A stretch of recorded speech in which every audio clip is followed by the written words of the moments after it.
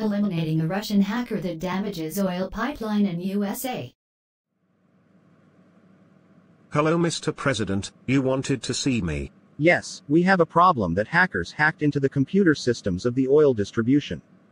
Gas at gas stations is starting to run out. Hackers want millions of dollars in Bitcoin from us.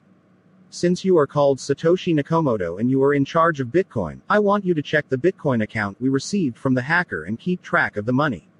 It's already a matter of national security, so we need to run the secret protocols of Bitcoin and darknet and find the hackers.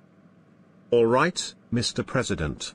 The hackers have fallen into our trap and do not know that the United States government is behind Bitcoin and darknet, and all this for those hackers who will commit major crimes. We will locate them and catch them. We are unfortunately forced to ignore smaller crimes committed through Bitcoin and darknet so as not to expose ourselves that we are behind Bitcoin and darknet. Excellent. I want you to talk to the colonel who's in charge of all the darknet. His team will find out where the hacker is from and your team will find out where the bitcoins are supposed to be sent. You will cross-reference information so we know exactly the identity of the hacker or hackers. Hello Steve, or would you rather I call you by your nickname Satoshi Nakamoto?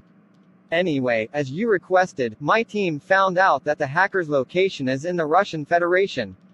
We have no way of stopping it, of course, without the intervention of the Russian government, but it is of course possible to block all of Russia from accessing the internet. After all internet protocols start here in the United States. People forget that the whole internet thing started as a military project of the United States government in the 60s of the 20th century, designed to communicate between the United States military and the NATO army. After the Twin Towers disaster, the United States government realized we needed a means to monitor the communications of terrorist organizations. That's why we set up darknet, so that all international terrorists would think that someone nice had provided them with an anonymous platform for communication. After a few years, more and more people started communicating on cell phones rather than darknet. We recruited 2 Russian brothers who programmed our Telegram app for us. Here too, we managed to deceive an entire population who thought that just like that, 2 brothers had programmed an app for anonymous messages. The Telegram app is definitely brilliant. It's just a shame that Russia outlawed it in 2018 because they realized it's a very anonymous app that they have no control over the messages that go through it. This is also the reason why the United States government allows the use of software and cell phones only from locally made or safe countries such as Western Europe, India, South Korea, Israel, Canada, and Australia.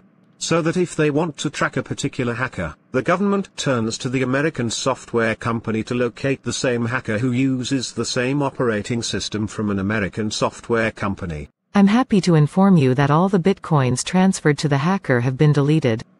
It was quite simple. We have a database of bitcoins that we buy when the prices of bitcoin go down from time to time, in order to raise the price so that it continues to pay off for people to mine bitcoins, and we will gain the computer processing power they contribute to bitcoin mining. After all, our computers have a record of every bitcoin transaction that is made, and that is how we followed the bitcoins we sent to it. Since we control all of Bitcoin, we just deleted his Bitcoin account. We actually cancelled his Bitcoin account. He had no idea that all the Bitcoin accounts in their world are actually stored on our computer servers. Excellent. What's more, all the Bitcoin you transferred to him cost us nothing because we produce them. Once Bitcoins are destroyed, the value of existing Bitcoin goes up and we do not have to buy back Bitcoin to maintain a high price that will pay off for people to continue to mine Bitcoins.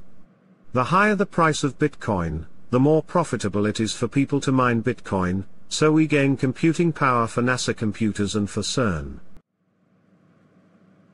Hello Colonel, good job. Russian police have arrested the hacker. We have no idea what they did with him, but the situation is quiet and there are no more cyber hacks against our industry. The darknet works great. We will continue to ignore petty crimes so that criminals will think the darknet is truly anonymous. Only if we encounter crimes that endanger the security of the United States of America. You'll run darknet's secret protocols to chase after those hackers. Investigation room of the Russian police.